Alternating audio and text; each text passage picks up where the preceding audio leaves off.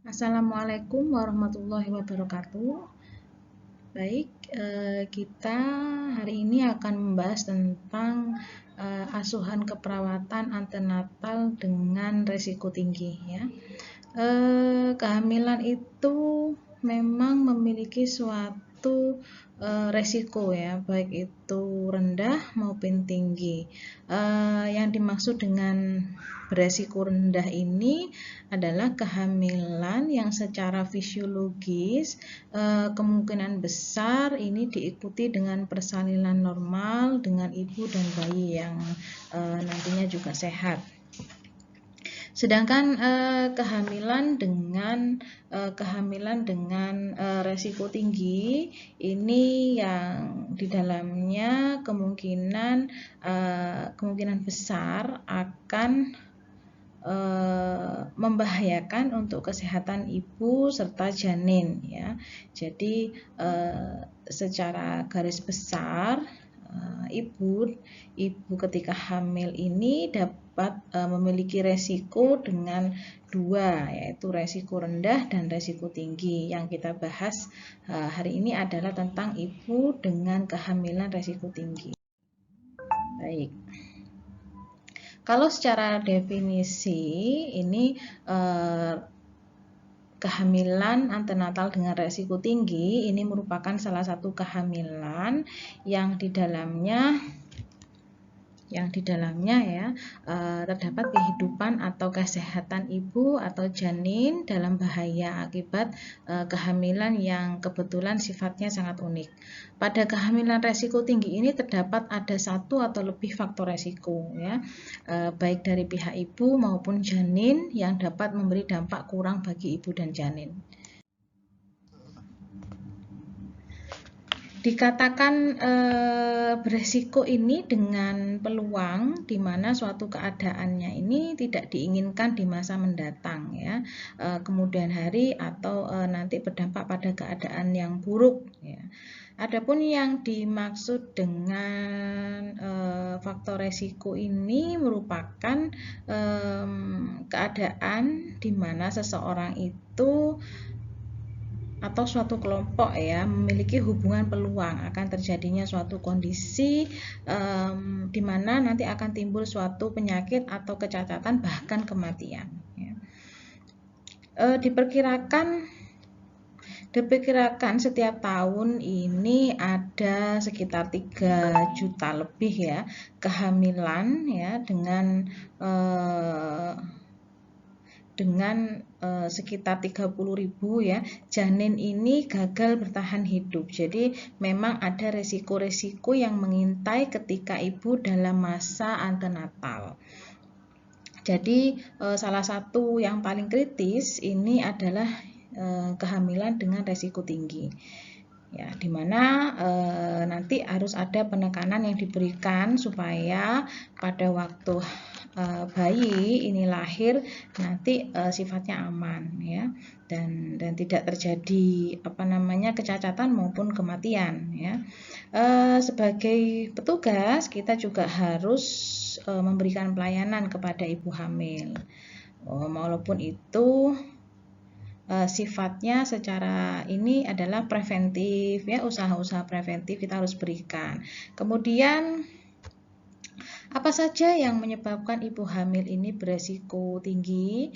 Yang pertama karena status sosial ekonominya yang rendah.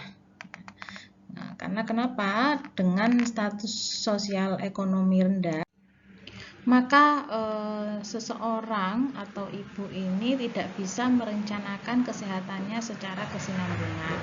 Contoh, mestinya ibu hamil harus banyak makan buah ya, harus banyak makan daging-dagingan ya, harus banyak makan ikan ya, tapi karena sosial ekonominya rendah, dia tidak ada uang untuk membeli yang tadi saya sampaikan, nah itu dia tidak bisa memenuhi ya. Atau dia bisa stres karena kondisi keuangannya tidak stabil, akhirnya dia berpikirnya keras, bagaimana saya nanti jika melahirkan ya, bagaimana jika anak saya nanti butuh perlengkapan bayi yang begini begitu. Jadi itu juga mengakibatkan ibu akan mengalami stres yang berat. Kenapa stres yang berat ini dapat meningkatkan resiko? Karena jika ibu berpikir stres yang terlalu tinggi atau bisa juga dia akan menaikkan tekanan darah, maka pembuluh darah itu akan akan menebal ya, akan menebal sehingga bisa terjadi preeklamsi. Kemudian nutrisi yang tidak adekuat. Nutrisi yang tidak adekuat harusnya bayi bisa makan makanan bergizi ya, si ibu juga bisa makan makanan bergizi, dan ketika dia melahirkan karena asupannya tidak kuat, akhirnya ibunya lemah, si janin juga lemah. Nah, itu yang dikhawatirkan. Kemudian infeksi bakteri dan virus ya. Ini juga bisa mengakibatkan ibu nanti akan beresiko tinggi. PMS, penyakit menular seksual ya, itu sudah jelas sekali. Saya pernah menjelaskan di materi kalau nggak salah di pertemuan kedua kalau nggak salah ya, itu sudah saya bahas bahwa PMS ini juga akan mengakibatkan gangguan pada sistem reproduksi ya, terutama pada ibu hamil juga pastinya akan mempengaruhi. Kemudian kondisi medis seseorang, kondisi medis ini dikaitkan dengan kondisi mungkin dia punya riwayat penyakit tertentu sebelum dia hamil, nah, seperti hipertensi, gula darah yang tinggi ya, asam urat dan sebagainya. Selain itu juga penggunaan zat seperti tembakau, alkohol, kokain dan lain sebagainya ini juga bisa berdampak pada kehamilan sehingga nanti bisa membahayakan janin. Nah, penegakan diagnostik ya, agar kita tahu seorang ibu ini masuk ke dalam risiko tinggi ketika dia hamil atau tidak, harus melalui beberapa tahapan. Yang pertama, kita harus memantau, sebetulnya pantau urin dan darah ini ada yang di pertama ya. Kemudian USG, MRI ya, PUBS. Ya, PUBS ini adalah seperti mengambil cairan darah ya, untuk sampling, tapi pemeriksaannya namanya PUBS. Kemudian CVS ini juga sama. Kalau CVS ini chorionophilus sampling ya, virus sampling ini juga sama, diambil untuk mengetahui apakah ada bakteri atau virus. Kemudian EFM ya, EFM ini adalah di mana biasanya dilakukan oleh petugas kesehatan, dokter atau perawat ya, yang dilakukan pada ibu hamil ini untuk menegakkan atau mengecek bahwa apakah janin ini masih ada di dalam kandungan. Jadi ini penggunaannya memulai EFM ya, elektronik fetal monitoring. Jadi memang harus dipantau ya. Baik, itu tadi pemeriksaan tentang penegakan diagnostik. Ada USG yang kita bisa lihat di monitor, biasanya dilakukan oleh dokter kandungan, MRI ya, PUBS, CVS, di mana CVS ini untuk mengetahui di awal-awal dia mengandung apakah ada faktor genetik ya yang bisa membahayakan si janin, riwayat penyakit yang terdahulu mungkin dari ayahnya atau dari keturunan. Kemudian EFM tadi, kemudian pantau urin dan darah. Nah, dalam upaya-upaya untuk mencapai tujuan peningkatan pelayanan bagi ibu dan anak, ini ada beberapa program yang dilakukan. Tujuannya yaitu untuk meningkatkan cakupan ibu hamil disertai dengan screening dan deteksi dini secara aktif adanya faktor resiko. Screening dan deteksi dini ini sangat dibutuhkan ya untuk ibu yang kehamilannya masih pada trimester pertama. Karena apa? Karena untuk mengetahui dimungkinkan dia beresiko tinggi jika ada keturunan, ada penyakit bawaan atau tidak. Kemudian yang kedua, meningkatkan penggunaan sarana dan fasilitas obstetrik sesuai dengan faktor resiko oleh masyarakat. Seperti posyandu, puskesmas ya, ataupun dokter kandungan terdekat. Nah, kemudian yang ketiga, meningkatkan penyuluhan tentang kehamilan, persalinan, dan resiko-resikonya. Perencanaan persalinan meliputi tempat dan penolongnya siapa. Ini sangat penting sekali karena kalau tidak dideteksi, tidak diketahui sarana dan fasilitasnya, kemudian tidak tahu dia mau lahir di mana dan penolongnya siapa, maka jika terjadi kehamilan secara kehamilan secara persalinan, nanti dia dibutuhkan persalinan secara tiba-tiba, dia tidak tahu, tidak pernah periksa, tidak pernah screening, kemudian tiba-tiba dia melahirkan dan menyalahkan si petugas kesehatan. Nah, ini yang sangat dikhawatirkan. Jika ada sesuatu yang terjadi pada anaknya, dia baru menyalahkan petugas kesehatan. Makanya jika pemeriksaan itu mulai dari screening sampai ke perencanaan persalinan dilakukan dengan baik, maka ini akan bisa menekan angka kematian ibu dan bayi, kemudian bisa menekan juga kecacatan sampai pada menanggulangi bagaimana ini bisa walaupun dia beresiko tinggi tapi bisa diatasi dengan baik. Saya lanjutkan kepada kelompok faktor resiko tinggi. Yang pertama yaitu kelompok resiko 1, di mana ini dapat diidentifikasi dengan cara kita melakukan pengkajian ya, dengan tanya jawab sederhana, terus kemudian biasanya ditemukan pada waktu kontak pertama kali kita bertemu dengan si ibu hamil ya.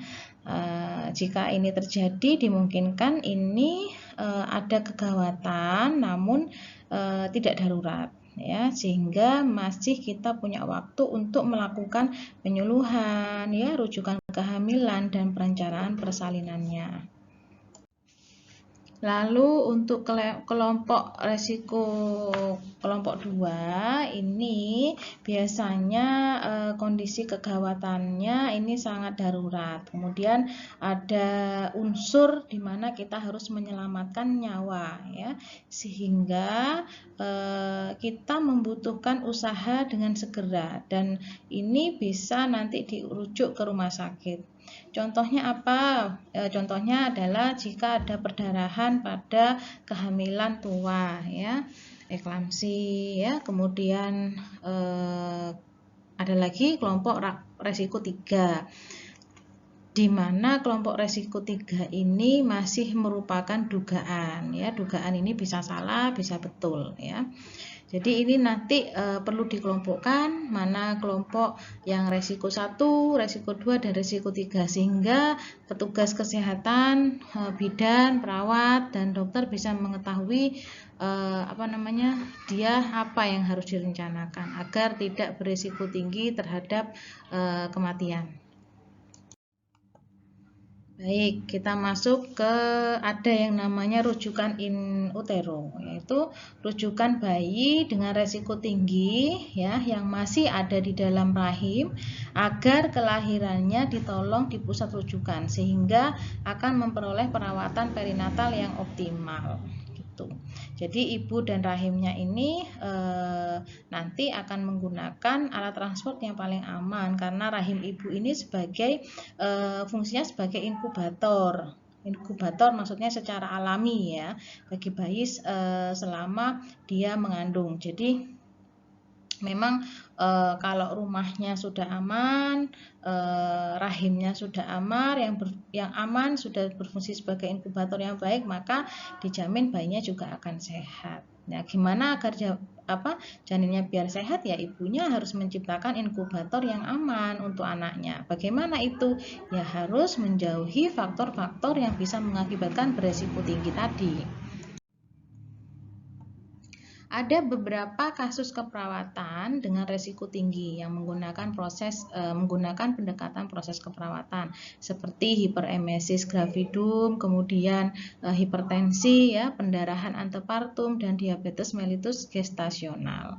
Baik, untuk yang pertama saya akan membahas tentang hiperemesis gravidum ya.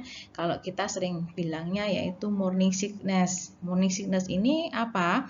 Jadi keluhan dia merasa mual, muntah yang sifatnya hebat ya. Lebih dari intensitas atau frekuensinya bisa sampai 10 kali sehari dalam masa kehamilan, yang dapat menyebabkan kekurangan cairan, penurunan berat badan, gangguan elektrolit ya, sehingga mengganggu aktivitas sehari-hari dan membahayakan janin dalam kandungan ya. Ya, klasifikasinya ada berapa? Ada 3. Yang pertama yaitu dapat dikatakan tingkat 1 jika ada tanda-tanda sebagai berikut, seperti ibu merasa lemah, mual, ya. Terus kemudian KU-nya 8, terus nafsu tidak ada ya, nafsu makan maksudnya. Terus berat badannya menurun, temperatur tubuh meningkat ya. Nadi meningkat sekitar 100 per menit dan tekanan sistoliknya menurun. Turgor kulitnya mengurang atau enggak baik, jelek ya. Lidah mengering, mata cekung, tanda-tanda dehidrasi ya, merasa nyeri pada epigastrium. Oke. Untuk tingkat 2 ini gejalanya ibu nampak lebih lemah, kemudian tidak beradaptasi dengan lingkungan sekitar atau apatis ya. Kemudian berat badan turun, tensi turun, nadi kecil dan cepat, suhu kadang naik kadang turun ya. Kemudian mata sedikit ikteris, kemudian cekung, turgor kulit mengurang ya, lidah mengering, tampak kotor, terus hemokonsentrasi, oliguria, konstipasi ya. Kemudian tercium dari hawa pernafasannya itu seperti aseton ya, mempunyai aroma yang khas dan dapat pula ditemukan dalam kencingnya. Oke, untuk tingkat 3 biasanya KU-nya lebih parah ya. Muntahnya sudah berhenti, kesadaran menurun ya sampai dia koma, nadi kecil, kemudian suhu meningkat, tensi menurun, mulut kering, pernafasan bau aseton, mata cekung dan timbulnya ikterus. Nah, apa saja etiologinya, yaitu kalau faktor predisposisi ya biasanya pada awal dia hamil ya, kemudian overdistensi rahim, kemudian atau kehamilan ganda bisa, estrogen HCG-nya terlalu tinggi ya, kemudian faktor organik masuknya villi concialis dalam sirkulasi maternal, perubahan metabolik akibat hamil, resistensi yang menurun dari pihak ibu dan alergi. Terus faktor psikologinya karena biasanya ada masalah rumah tangga ya, atau kehamilan yang tidak diinginkan, kemudian adanya ansietas ya, takut dia mau jadi ibu nanti saya nggak kerja lagi, nggak cantik lagi begitu. Jangan salah ya, bahwa kalau kita stres sedikit itu juga akan mempengaruhi kondisi psikologi sehingga nanti bisa pengaruhnya ke fisik juga. Selain mual muntah secara berlebihan, penderita hiperemesis gravidum ini juga dapat mengalami gejala tambahan seperti sakit kepala, konstipasi ya, terus dia sensitif terhadap bau, produksi air liurnya berlebihan, terus inkontinensia urinnya, terus jantung berdebar ya.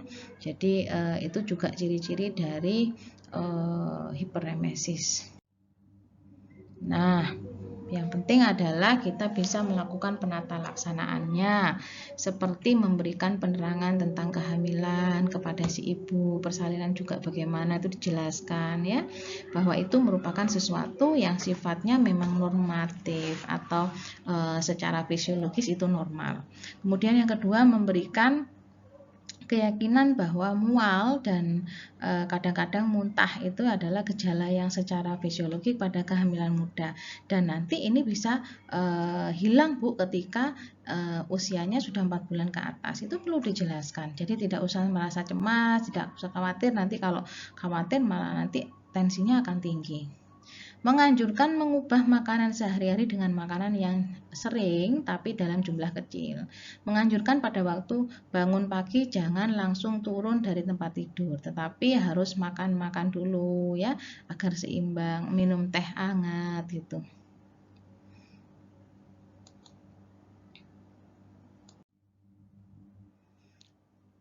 Untuk makanan yang terlalu berlemak ya, berminyak itu harus dihindari karena itu bisa membuat semakin enak ya. Makanan disajikan dalam kondisi panas atau dingin itu juga nggak terlalu bagus ya. Menghindari kekurangan karbohidrat merupakan faktor penting. Yang dianjurkan makanan adalah yang banyak mengandung gula untuk biar nggak mual tadi. Ada terapi lanjutan seperti sedativa, vitamin-vitamin, antihistamin, antiemetik ya, kemudian penanganan hiperemesis. Jika itu berlanjut ke gejala yang lebih berat, perlu dia juga dirawat inap di rumah sakit. Baik, itu dulu sampai hyperemesis gravidarum. Nanti di pertemuan selanjutnya saya akan membahas tentang preeklamsi, yang mana ini juga merupakan suatu gangguan ketika ibu hamil, dan ini juga berisiko tinggi terhadap kematian ya, terhadap gangguan ketika persalinan juga. Terima kasih untuk semuanya yang sudah meluangkan waktunya untuk menyimak materi dari saya. Silahkan absen di kolom komentar, jangan lupa. Kurang dan lebihnya saya minta maaf. Wassalamualaikum warahmatullahi wabarakatuh.